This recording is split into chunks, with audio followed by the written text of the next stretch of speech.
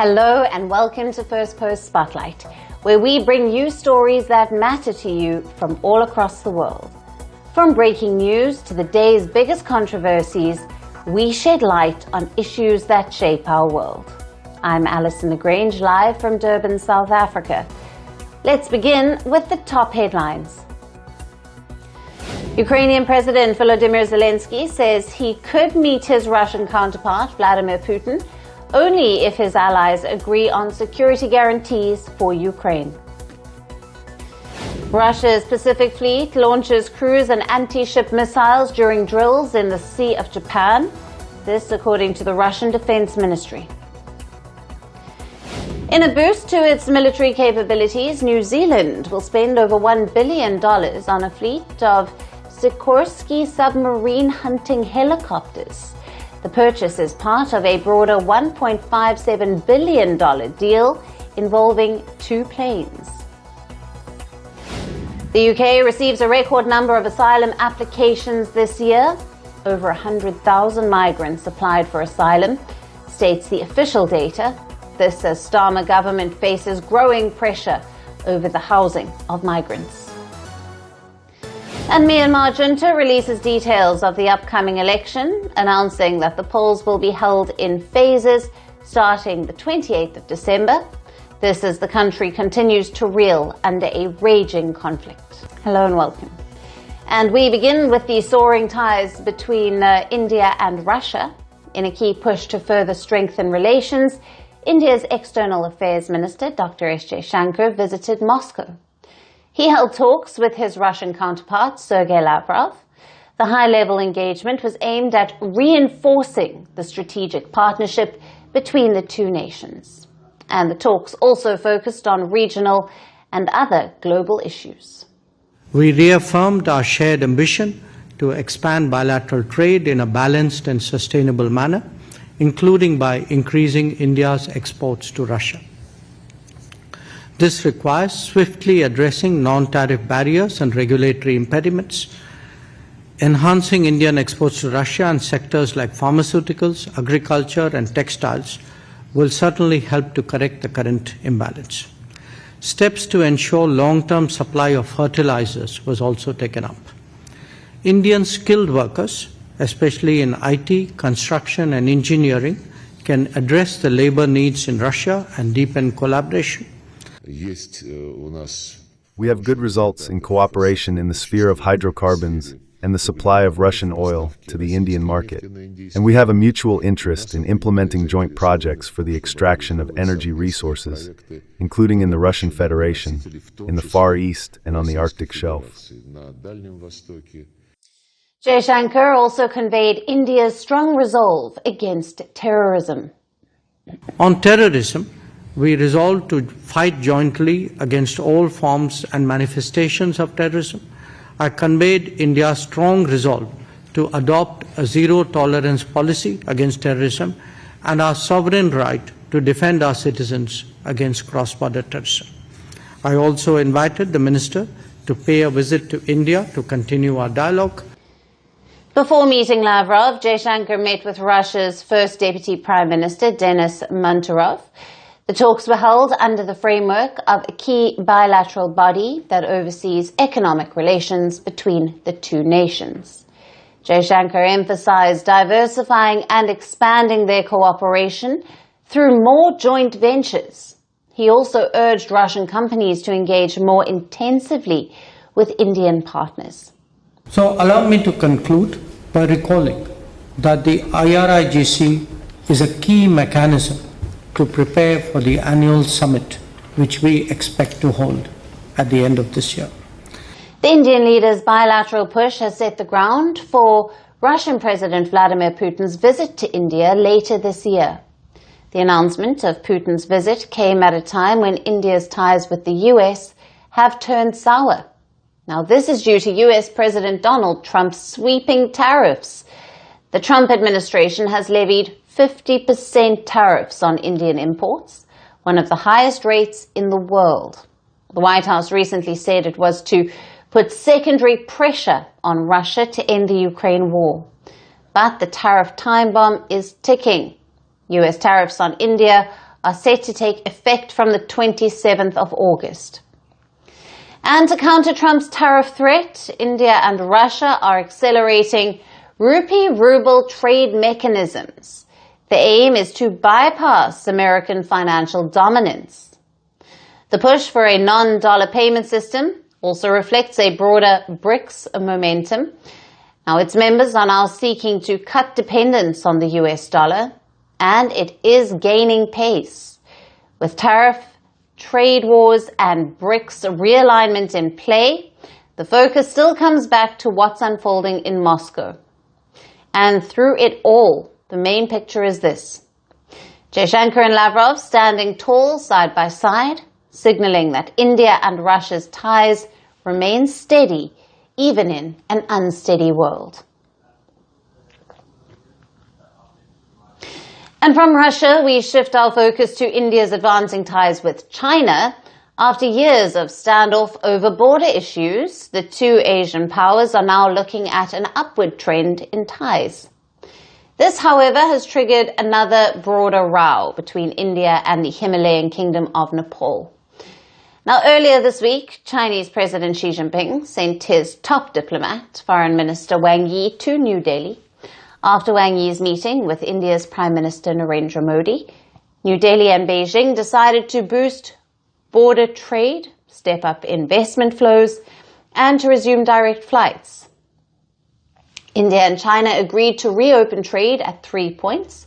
One of them is the Lipulekh Pass, but Nepal, neighbor to both India and China, has objected to this. Citing its map and historical treaties, Nepal's foreign ministry said that Lipulekh lies within its territory and is an inseparable part of the country.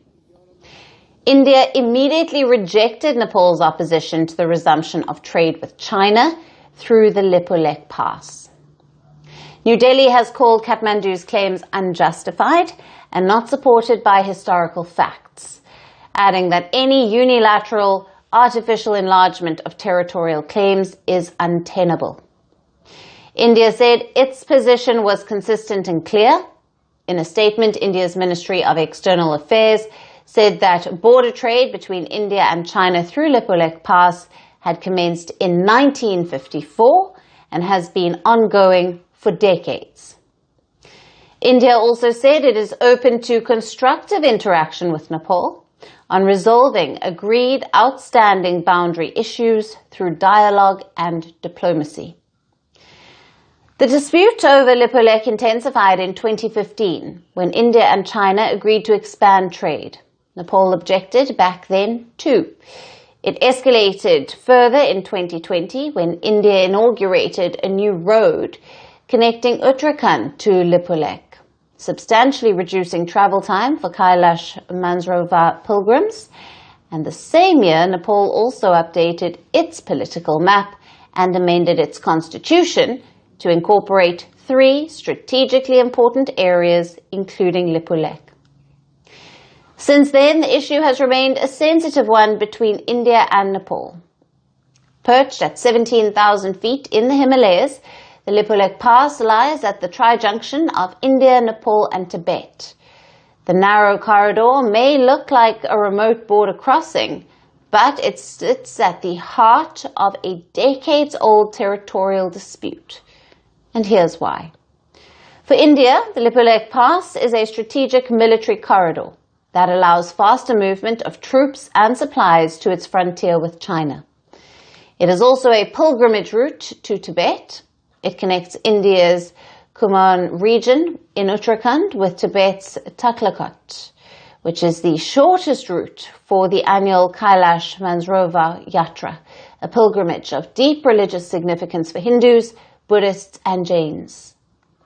Now, Nepal claims its sovereignty over the areas of Lipulekh, Kalapani and Limpiadura, citing old maps and administrative records from the 19th century. Kathmandu says that these regions belonged to Nepal until they were ceded to the British East India Company after the Anglo-Nepalese War. Now, according to Nepal's interpretation of the 1816 Sugaluri Treaty between the British and the Kingdom, All lands east of the Kali River belong to Nepal. Since it is at a tri-junction, Lipulekh is also important to China.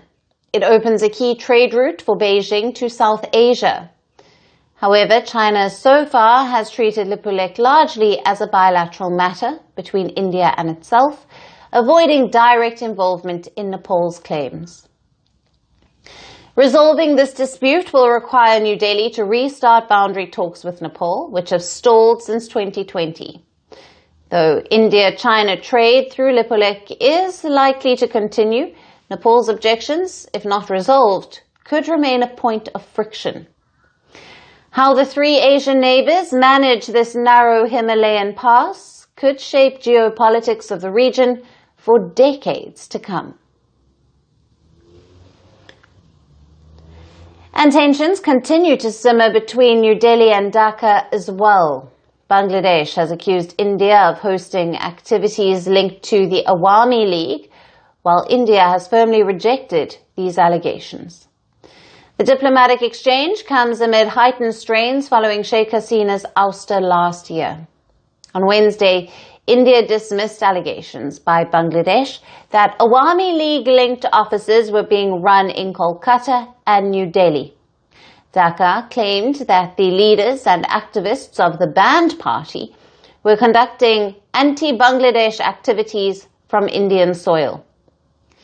The Bangladeshi Foreign Ministry stated on X that India must immediately ensure the closure of the alleged centres, calling them an affront to the people and state of Bangladesh.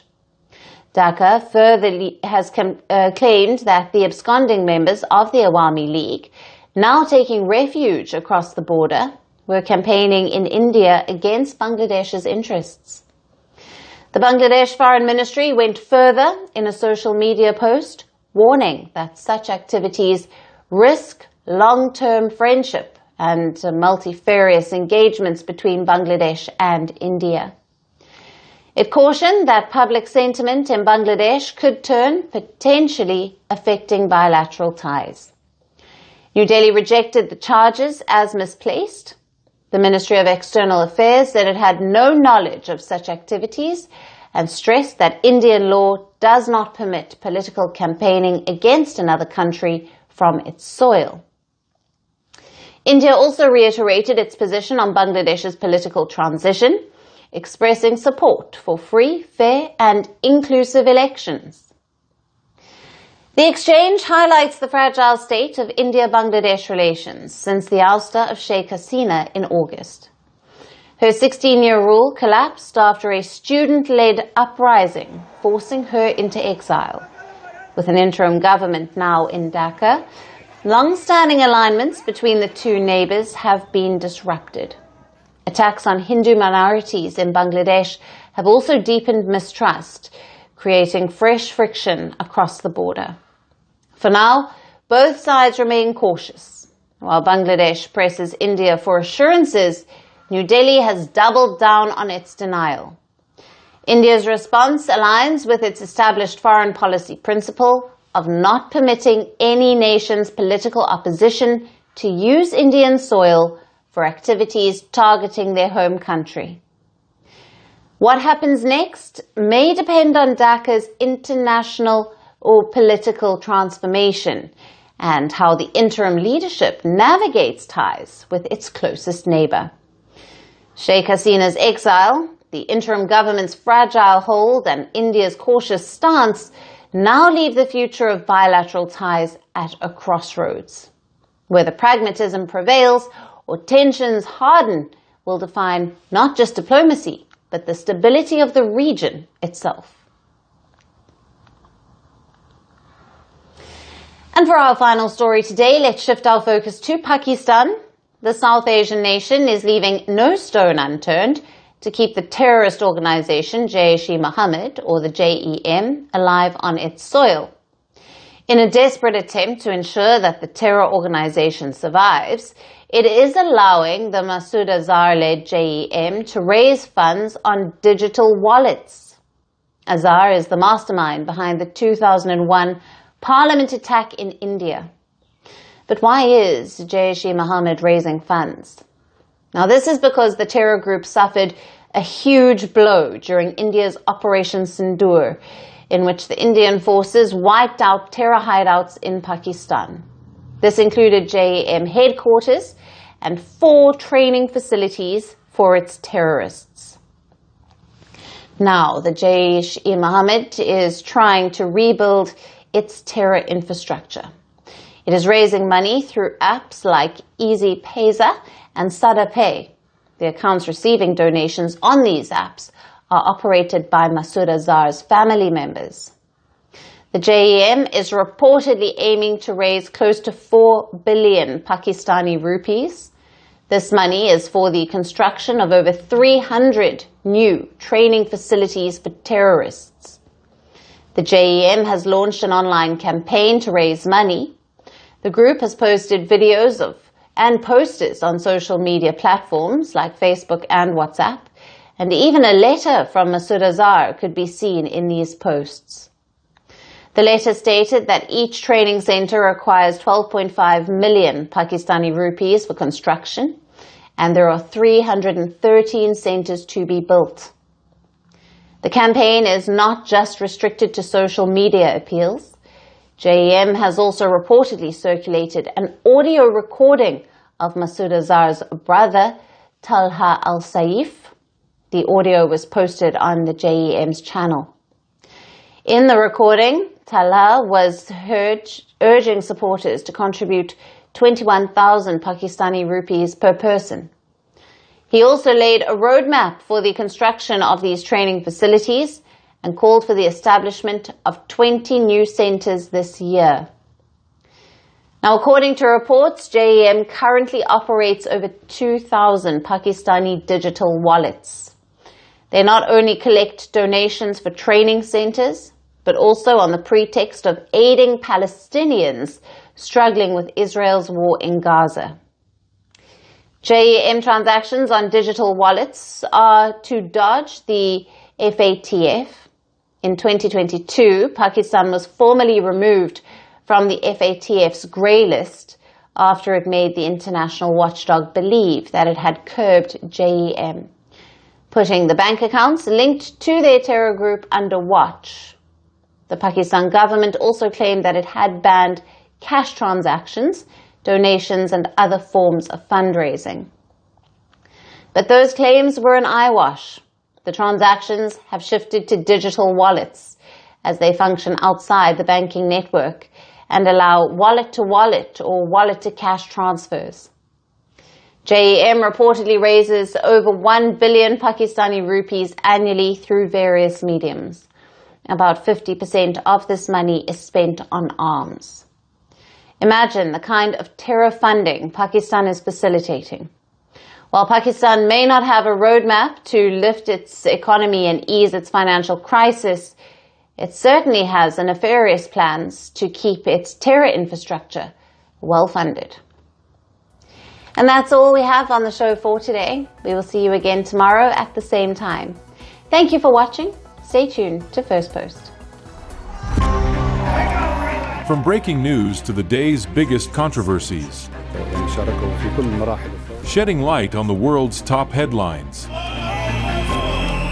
detailed analysis on the stories that matter the most to you.